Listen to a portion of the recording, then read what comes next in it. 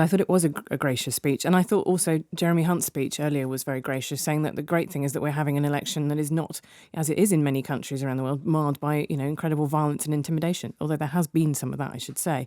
And I think that's one of the things that's very easy to take for granted. And I agree with you. Also, one of the fantastic things about Rishi Sunak's premiership is I would say that he has not at all been judged on his race. He's been judged on the content of his character. People feel about him entirely independently from his personal characteristics. And I would probably say that was the same thing that was true of Liz Truss, who at this point was our third female prime minister. So it does feel that we have got to, I think on a morning like this, I always want to take some upsides away from it because it can feel like we've been through a very torrid time.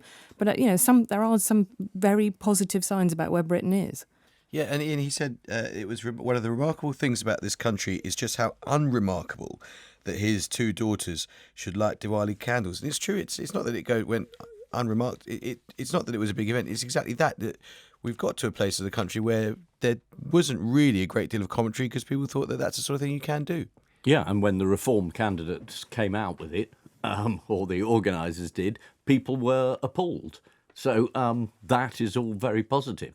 I mean, I do think leaving prime ministers is quite a low bar. If you remember Boris Johnson's leaving, I mean, it'd be difficult to be less gracious than that. And part of me thinks you did say some pretty awful things about Starmer, particularly about his record in public service. You didn't say he was a decent man, and you and your party said, well, have a look at Jimmy Savile then. Let's have a look at that then. So I think we all have to... I mean, it's nice to feel moved by this. But when You're right, that was the one discordant note, wasn't it, about saying that my immigrant story is a story about how brilliant Britain is. And you think, well, one of the things that you've been campaigning on is the Rwanda plan, processing asylum seekers over there, with the idea of sort of punishing and the idea of stopping the boats and the idea that Britain is under siege. And I think it's quite hard to reconcile sometimes those two sets of rhetoric. And I've always wondered, and I still don't have the answer to the fact of which of those is Rishi Sunak's natural set of instinct. What does he believe about Britain's story? And I'm not sure I really even got the sense during this campaign because he was fighting such a defensive campaign. Do you feel sorry for him, Ian? No, I don't. I do think this was... You were looking for words. What is this election? And is it a landslide? It seems to me it's a sort of punishment election.